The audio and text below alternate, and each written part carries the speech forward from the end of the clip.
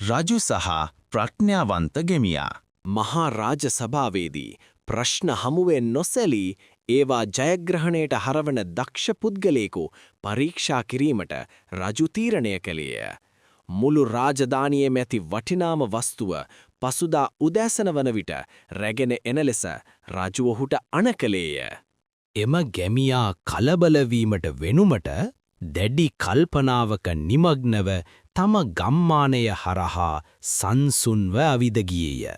අලුයම වන විට හිස් දෑතින් නමුත් විශ්වාසවන්ත සිනහාවක් ඇතිව ඔහු නැවත රජමැදුරට පෙමිණියේය.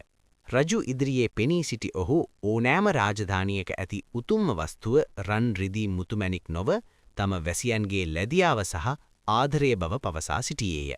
ප්‍රඥාව සැම විටම සේද වස්ත්‍ර හා රන්ආභරණ වලින් සැරසී නොයන බවත් රජුට වැටහිණි. එදින සිට තියුණු බුද්ධිය සහ අවංක සත්‍යය ඕනෑම කිරුළකට වඩා බලවත් බව රජ සභාවේ සැමවම මතක තබාගත්ත.